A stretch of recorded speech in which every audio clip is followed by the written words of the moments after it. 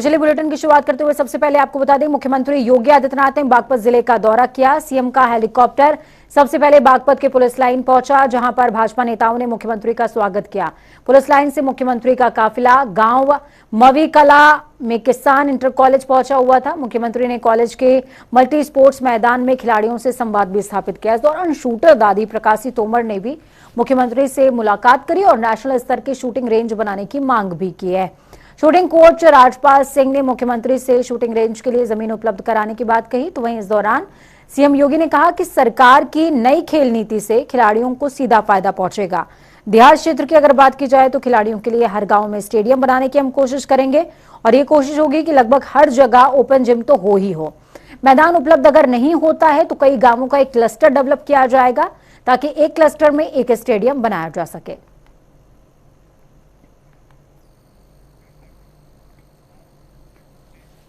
तो वहीं प्रधानमंत्री नरेंद्र मोदी 12 सितंबर को यूपी के ग्रेटर नोएडा का दौरा करने वाले हैं। यहां नॉलेज पार्क में मौजूद India expo mart and centre में आयोजित वर्ल्ड डेयरी समिट 2022 में शिरकत भी करेंगे। प्रधानमंत्री के अलावा केंद्रीय गृह मंत्री अमित शाह और उत्तर प्रदेश के सीएम योगी एक्सपो मार्ट कार्यक्रम में मौजूद रहने वाले हैं। पीएम मोदी के इस दौरे की तैयारियां जोरों से चल रही हैं। जिला सुहास सेलवाई के 7 पुलिस आयुक्त, मंडलायुक्त, संयुक्त पुलिस आयुक्त की निगरानी में पूरी तैयारियां हो रही हैं। सुरक्षा के चाक चौबंद इंतजामात हैं। समिट में विदेशी सैलानी भी मौजूद रहने वाले हैं। ऐसे में सुरक्षा में कोई चूक ना हो, इसकी पूरी तैयारी की जा चुकी है।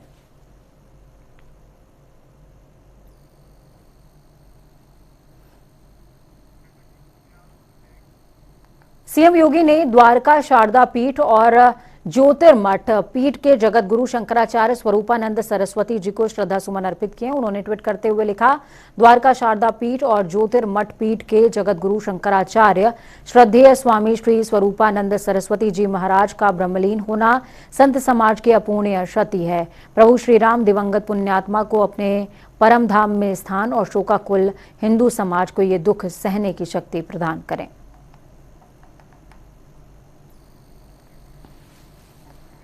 तो वहीं दूसरी तरफ उत्तर प्रदेश के उप मुख्यमंत्री ब्रजेश पाठक एटा जिले पहुंचे हुए थे, जहां उन्होंने आरएसएस के ब्रज प्रांत संघ संचालक स्वर्गीय राजपाल सिंह के आवास पर पहुंचकर उनके चित्र पर पुष्पांजलि अर्पित करी, उन्हें श्रद्धा सुमन अर्पित की और इस दौरान डिप्टी सीएम ने उनके परिवारजनों से मुलाकात भी करी है। डिप्टी सीएम ब्रजेश पाठक ने उनके परिवार को हर संभव मदद का हौसला दिलाया है। तो वहीं इस दौरान डिप्टी सीएम के साथ प्रदेश सरकार के कैबिनेट मंत्री स्वतंत्र देव सिंह भी मौजूद थे। डिप्टी सीएम ब्रजेश पाठक ने मीडिया से बातचीत करते हुए बताया कि बाबूजी स्वर्गीय राजपाल सिंह जी बहुत अच्छे व्यक्ति थे। उनके निधन से प्रदेश को बहुत बड़ी क्षति पहुंची है, इसकी भरपाई करना मुश्किल होगा।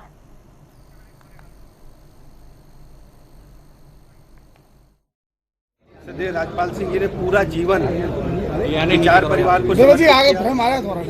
और हर तरह से भारत माता के प्रति समर्पित भाव से काम करते हुए उन्होंने शुचिता का एक पैमाना तय किया।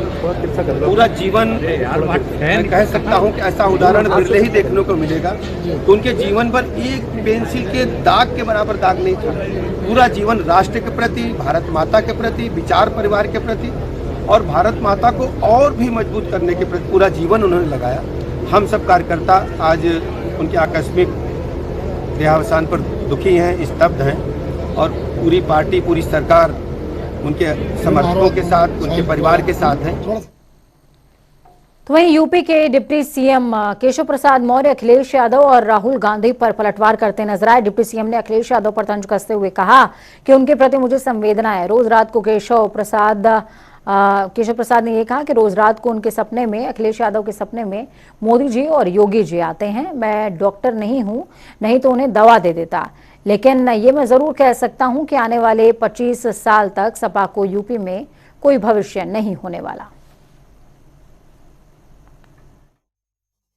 जानता हूं, मैं पिछड़े वर्ग से आता हूं, कमजोर हूं, इसलिए मेरे ऊपर हमला करते हैं। श्री अखिलेश यादव जी जानते हो अभी सदन के अंदर किस प्रकार से जहर उगलने का काम करते थे, लेकिन मैं कार्यकर्ता हूं। हम तो सबका साथ, सबका विकास, सबको सम्मान, सबको आसान देने का ज्यादा है उनको।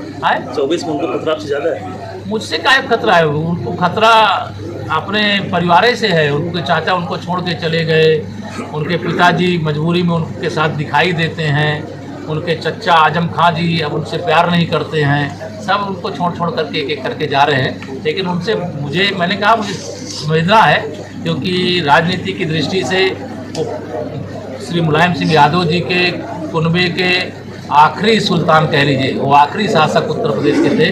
अब मुझे नहीं लगता है कि श्री अखिलेश यादव जी का भविष्य कोई भविष्य। तो वहीं वाराणसी के ज्ञानवापी श्रृंगार गौरी मामले पर कल 12 सितंबर को फैसला आएगा। ज्ञानवापी श्रृंगार गौरी केस में वाराणसी की जिला अदालत मुकदमे की पोषणीयता यानी कि मुकदमा चलने योग्य है या फिर नहीं, इस बात पर फैसला सुनाएगी। फैसला आने से पहले वाराणसी का प्रशासन पूरी तरीके से अलर्ट मोड पर आ गया है। आज वाराणसी कमिश्नरेट की सुरक्षा समीक्षा को लेकर के बैठक की गई। इस बैठक में कानून व्यवस्था की चुनौतियों से निपटने को लेकर तैयारियां हुई हैं। बैठक में सभी धर्मगुरुओं और महत्वपूर्ण व्यक्तियों के साथ में संवाद स्थापित करने के निर्देश दिए गए हैं। पूरे कमिश्नरेट एरिया में धारा 144 लागू की गई है। इसी के साथ संवेदनशील इलाकों में यानी कि एरिया डोमिनेशन के तहत फ्लैग मार्च और फुट पेट्रोलिंग के निर्देश दिए गए हैं। ज्ञानवापी श्रृंगार गौरी मामले को लेकर वाराणसी में पूरी तरीके से सुरक्षा के प्रबंध हैं। इंटर डिस्ट्रिक्ट बॉर्डर्स पर चेकिंग और अलर्टनेस बढ़ा दी गई है। इसी के साथ प्रशासन ने होटल, धर्मशाला और गेस्ट हाउसेज में भी चेकिंग अभियान चलाया हुआ है। तो वहीं सोशल मीडिया पर भी लगातार मॉनिटरिंग के निर्देश दिए गए हैं ताकि सोशल मीडिया के जरिए किसी भी तरह की जो गतिविधियां हैं वो आगे ना बढ़ें और भड़काऊ ना हो पाए।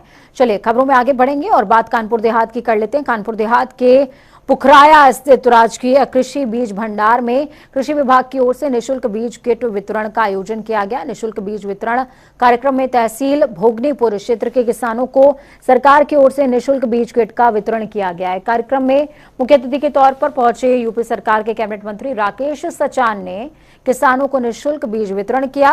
तो वहीं कैबिनेट मंत्री राकेश सचान ने बताया कि बाढ़ में सब कुछ गंवा चुके किसानों के लिए सरकार की ओर से निःशुल्क बीज किट का वितरण किया गया है। आगे चलकर सरसों, लाही, चना, मसूर, गेहूं के बीज बांटे जाएंगे।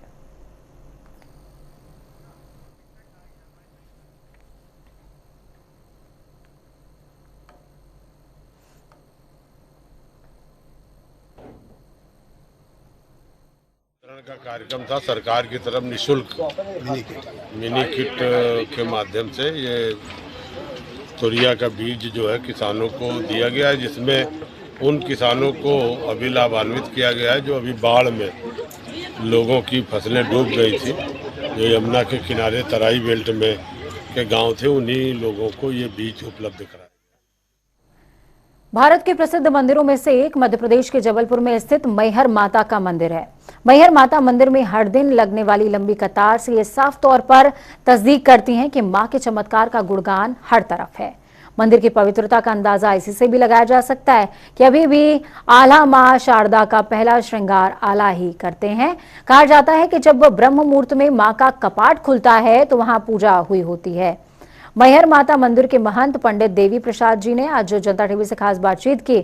उन्होंने मैहर माता की महिमा का गुणगान किया और इन तमाम रहस्यों से भी इनकार नहीं किया है। इस वक्त हमारे साथ मैहर माता मंदिर के महंत हैं देवी प्रसाद पांडे जी, उनसे ही हम बातचीत करेंगे। पांडे जी, आज आपका लखनऊ में आगमन हुआ है, हम जानना चाहेंगे माता की महिमा को आपके शब्दों में।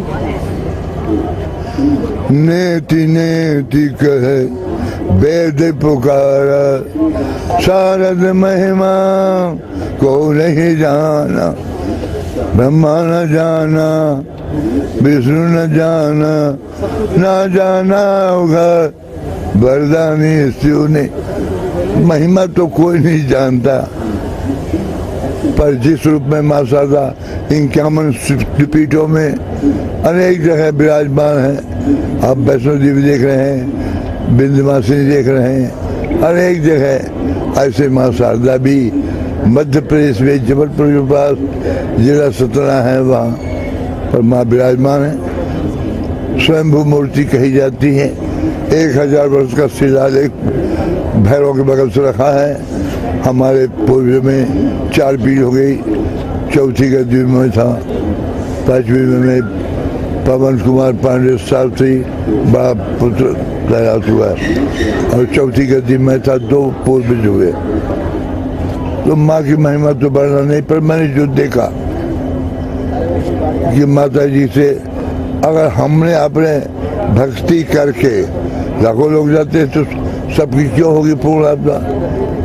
पर यम चिंता कामम तम तम प्राप्त होती निश्चितम।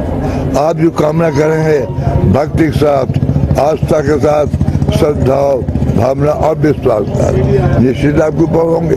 तो मैंने पूर्ण होते देखा, सुना नहीं, अंधों को आंख दिया।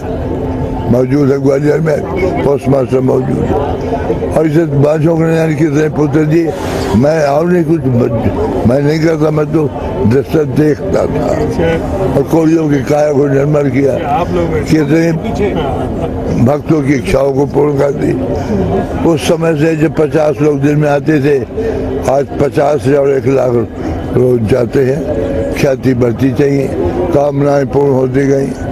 जैसे जैसे आपकी श्रद्धा और भावना, आस्था बढ़ते हैं, भगवती वो हाई है। देवता वही बन नहीं, हर देवता मौजूद है, पर देखने की हमारे पास दृष्टि नहीं है। पर फिर भी स्वप्न में आते हैं, दिखाई देते हैं और बात करते हैं, समझाते भी हैं और कुछ देते भी हैं और जागृति में वो मिल भी जाता है। और महंत जी, मैहर देवी की महिमा की तो हम लोग तमाम गाथाएं सुनते हैं, लेकिन एक सवाल और भी उठता है रहस्य से जुड़ा। माना जाता है कि रात में जब कपाट को बंद किया जाता है तो अचानक से पूजा की आवाज सुनाई देती है और आरती की गूंज सुनाई देती है। क्या इसमें क्या सच्चाई है? 40 सालों में एक बार मैंने जरूर देखा। मैं माँ के आमने सामने रात के 12 बजे से 2-3 बजे तक बैठा रहता था। अचानक मंदिर के घंटे पीछे बजे। माता जी हमारा आमना सामने था, पीछे घंटे लगे बज रहे थे। मैंने माला पुस्तक रखी और पीछे मुड़ के देखा, कोई आदमी मुझे बिल्कुल नहीं दिखाई दिया। मैं पूरा मंदिर हुआ, पर पता नहीं लगा किसने बजाया। खैर कोई बात नहीं। एक दिन के बाद पट वहाँ अंदर सफाई हो जाती। मैं जैसे ही पट खोला तो एक फूल माँ के पास से नीला कमल के समान गिरा। उसे मैंने ऐसा फूल कभी नहीं देखा, तो रख लिया मैंने। और जब माँ के 10 बजे तो दूसरा फूल फिर आता है। छीना पड़ता था, एक ही भक्त था, बोले हमारा फूल आपने 2 बार रखा। हाँ बोले एक हमारे लिए आपके, एक उसको दिया। लेकिन जिसको बताता फिर बताता नोच लिया, खा लिया, ताबीज बना लिया, फूल तो पर एक फूल 35 वर्ष बाद मेरे पास सीधा उसमें कांच में मार रखा, 35 साल पहले मिला था। ऐसा लगता मैंने आरा को तो नहीं देखा, पर फूल चढ़ाने वाले जरूर 2 बत्ती, वहाँ कोई जाता नहीं। माँ के कंधे 2 आधी जली बत्ती थी, जरूर कोई आता है अपनी श्रद्धा जरूर चाहता है। आरा को तो मैंने नहीं देखा और मैं कभी देखने की इच्छा हुई।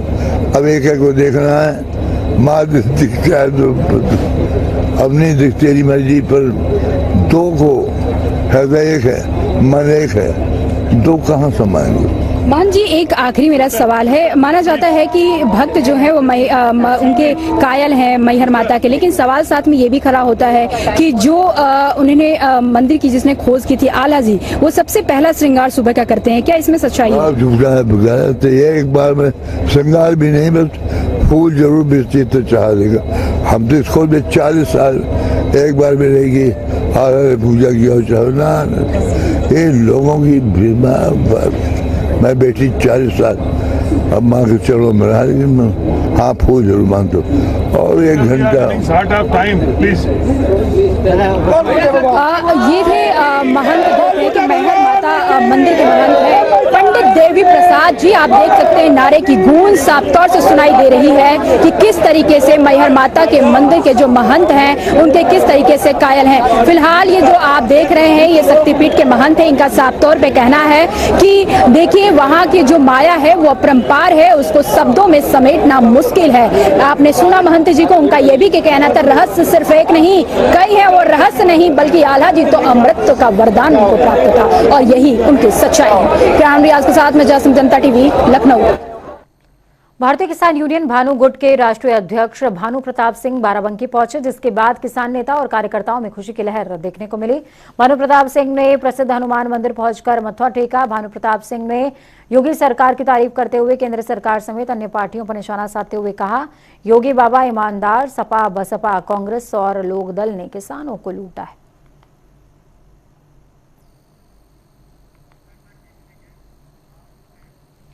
लखनऊ के लवाना होटल अग्निकांड पर जांच रिपोर्ट मिलने के बाद योगी सरकार ने सख्त एक्शन लिया।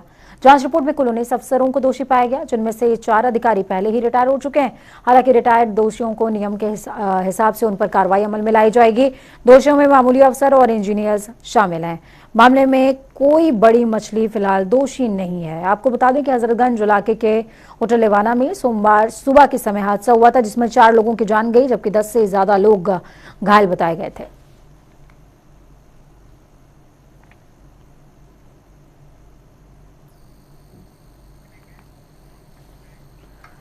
खबरों में आगे बढ़ते हुए बात उत्तराखंड के करेंगे। मुख्यमंत्री पुष्कर सिंह धामी ने धारचूला का दौरा किया। उन्होंने सबसे पहले खोतिला व्यासनगर का हवाई दौरा किया है। सर्वे के बाद धारचूला हेलीपैड में उतरने के बाद धारचूला नगर में पहुंचे। उन्होंने एलधरा में भूस्खलन में हुए नुकसान का जायजा लिया। जायजा लेने के बाद सीएम धामी ने अधिकारियों के साथ बैठक करी, जिसमें उन्होंने जरूरी दिशा निर्देश दिए। सीएम ने आपदा से हुए नुकसान की भरपाई के लिए प्रस्ताव तैयार करने के भी निर्देश दिए हैं। इसके बाद सीएम ने स्वर्गीय जवाहर सिंह नब्या स्पोर्ट्स स्टेडियम पहुंच करके प्रभावितों से सीधे तौर पर बातचीत करी, उनका दर्द जाना।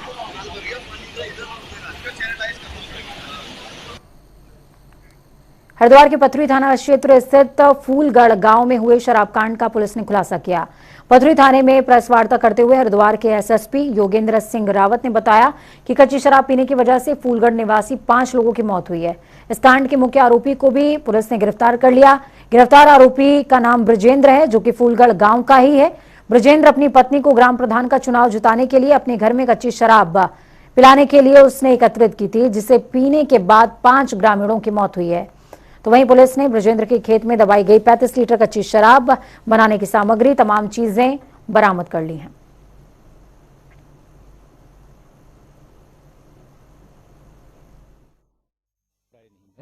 और इसकी सही जो जानकारी है वो, जैसे कि मैंने आपको बताया कि पोस्टमार्टम इसमें हो चुका है और बिस्रा इसमें प्रिजर्व किया जा चुका है। तो जो बिस्रे की रिपोर्ट आएगी उसके आधार पर ही निश्चित रूप से कहा जा सकेगा कि वास्तविक मौत का कारण क्या रहा। इस घटनाक्रम में पुलिस ने तत्परता से कार्रवाई करते हुए इसमें 302 का मुकदमा इसमें हमने कायम किया है, हत्या का मुकदमा।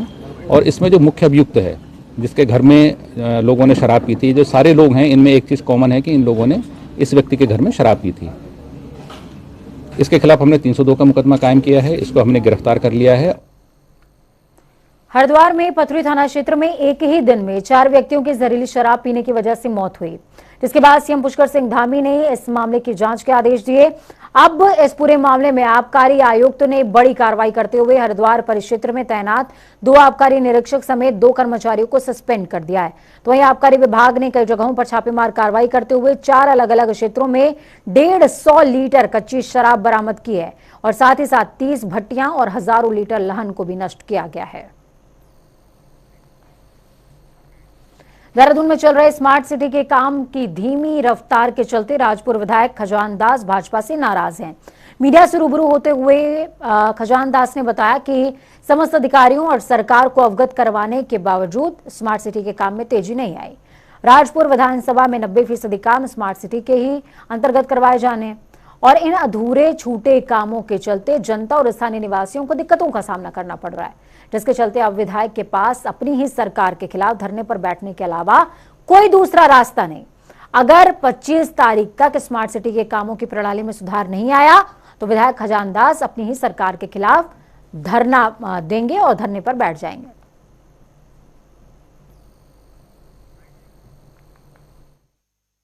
का जहां तक सवाल है, माननीय प्रधानमंत्री जी का वो ड्रीम प्रोजेक्ट है और स्मार्ट सिटी के तहत जो भी कार्य हैं, जो कार्यदायी संस्था है, हम समय समय पर उनको अवगत करवा रहे हैं, क्योंकि जो एक एडवाइजर कमेटी की बैठक होती है उसमें समय समय पर इनको अवगत कराया गया है।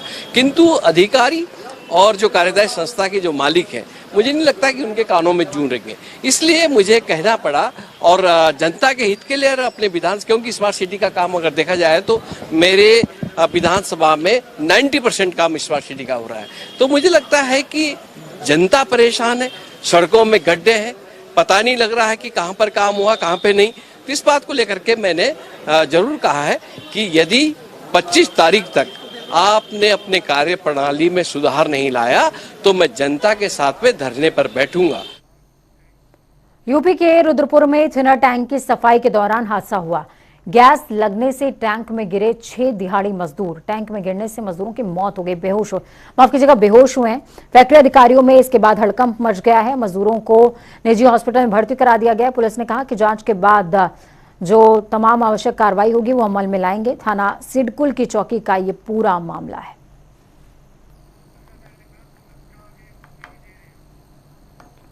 आपको बता दें कि थिनर टैंक की सफाई के समय 6 मजदूरों की मौत हो गई है। फिलहाल कार्रवाई की बात कही जा रही है कि जांच करेंगे पूरे मामले की और उसके बाद क्या कुछ कार्रवाई होती है, जरूरी कार्रवाई अमल में लाई जाएगी और की भी जाएगी। और ये मामला कोई नया नहीं है, सिडकुल का फिलहाल ये मामला है, लेकिन ये मामला कोई नया नहीं है। अमूमन इस तरह की घटनाएं क्षेत्र में देखने को मिलती रहती हैं।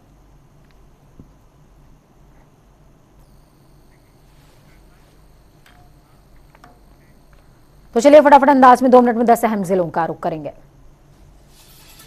लखनऊ के ठाकुरगंज थाना क्षेत्र में हुई मारपीट। बीच सड़क पर दबंगों ने युवक को पीटा। पिटाई से युवक हुआ बेहोश। मारपीट का वीडियो में टेक्नीशियन कर रहे मरीजों की जिंदगी के साथ खिलवाड़। सीएमओ ने अल्ट्रासाउंड सेंटर पर मारा छापा। अल्ट्रासाउंड सेंटर पर मौके पर नहीं मिला कोई रजिस्ट्रेशन पेपर। मौके पर हुआ टेक्नीशियन फरार। थाना बहादुरगढ़ के सेहल चौराहे का ये पूरा मामला। यूपी के मिर्जापुर में नाले में दिखा 7 फीट का मगरमच्छ। स्थानीय लोगों में दिखा अफरा तफरी का माहौल। ग्रामीणों के सहयोग से वन विभाग की टीम ने मगरमच्छ को सुरक्षित दौदरी बांध में छोड़ा। हालिया वन रेंज के खरीहट खुर्द गांव का ये पूरा मामला है। बांधा में ताऊ के साथ नदी में नहाने गए मासूम की डूबकर हुई मौत। भारी मशक्कत के बाद गोताखोरों ने मासूम को नदी से उसके शव को निकाला। हादसे से परिजनों में मातम का माहौल। आपको बता दें बच्चे को तत्काल लाया गया। देखते ही देखते डॉक्टरों ने बच्चे को मृत घोषित कर दिया।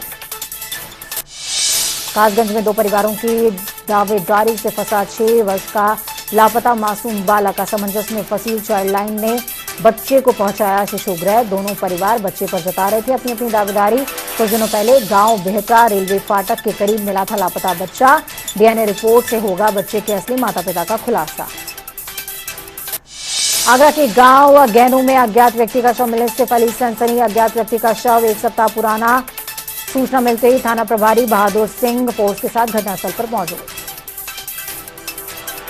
आगरा में पति ने पीछा कर पत्नी को प्रेमी के साथ पकड़ा। सड़क पर पत्नी का पीछा करते हुए बनाया वीडियो। पत्नी के प्रेमी से की हाथापाई। पुलिस ने प्रेमी का किया 151 में चालान। थाना सिकंदरा क्षेत्र का पूरा मामला। बांदा में दिखा तेज रफ्तार का कहर। अंत्योष्टि से लौट रहे अनियंत्रित ट्रैक्टर ट्रॉली पलटी। हादसे में एक युवक की मौके पर मौत। 3 लोग गंभीर तौर पर घायल। मौके पर पहुंची पुलिस ने एम्बुलेंस की मदद से सभी को पहुंचाया अस्पताल। औरैया में विद्युत विभाग की बड़ी लापरवाही आई सामने। खुले में रखे ट्रांसफार्मर के पास भैंस की करंट लग जाने से हुई दर्दनाक मौत। हादसे के बाद भी विद्युत विभाग की कान में जू नहीं रेंग रही। कुशीनगर में प्रेमी ने प्रेमिका की गला रेतकर कर दी हत्या। चाकू मारकर खुदकुशी का किया प्रयास। गंभीर हालत में जिला अस्पताल में कराया भर्ती। गांव की विवाहिता से कर रहा था एक तरफा प्यार। हत्या और आत्महत्या के प्रयास से इलाके में सनसनी। वक्त यहाँ पर छोटे से ब्रेक का। ब्रेक के उस पार खबरों का सफर लगातार जारी रहेगा। बने रहिए जनता टीवी के साथ। हमारी कोशिश कि आपका आने वाला कल आज से बेहतरीन भी और सुरक्षित भी। नमस्कार।